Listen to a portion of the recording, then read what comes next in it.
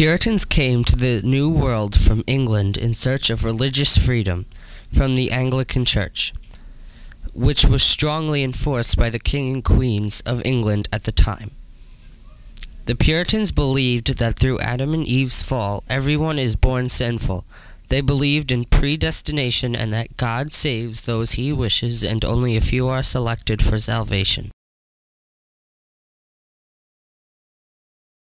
Puritan literature has very distinctive characteristics.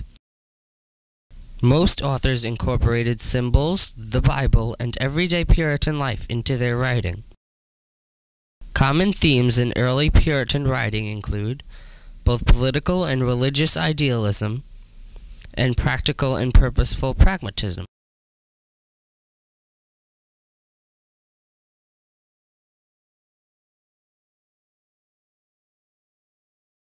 Also, other themes were the importance of unity, free choice, and order, regeneration or reformation of the covenant, worldly matters such as conflict and testing of saints, and conflict between the world and spirituality, and that they are surrounded by Satan through Native Americans and nature in declension or backsliding.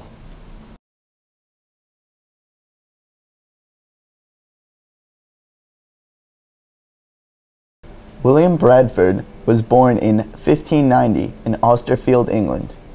In 1620, he came to America and formed the Plymouth Plantation, with being one of the signers of the Mayflower Compact. He was a popular Puritan writer. He used characteristics that had to do with the way Puritans lived and worked. In his work, Bradford reflects the heroism of the simple, unimaginative people.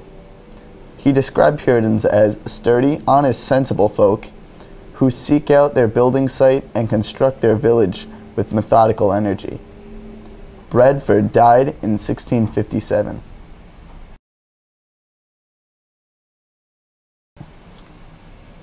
John Winthrop was another writer. He was born in 1588. In his writing, he implied that the ideal Puritan regarded a spiritual life as of paramount importance. He thought Puritans to be practical people concerned with home building, farming, trading, and government.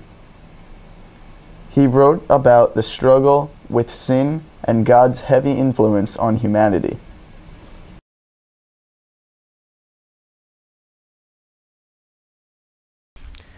Michael Wigglesworth focused on the relationship between God and the New Englanders. In Day of Doom, he makes Christ's judgment clear to his audience. Also, it tells of the terrifying path of sinners that is decided by Christ.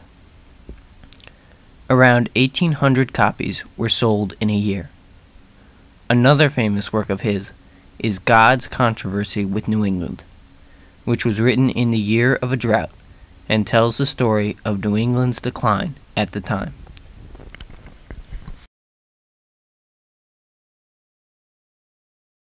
Roger Williams' most known book was A Key into the Language of America. It tells an overview of the customs of Native Americans in New England, in a sympathetic term.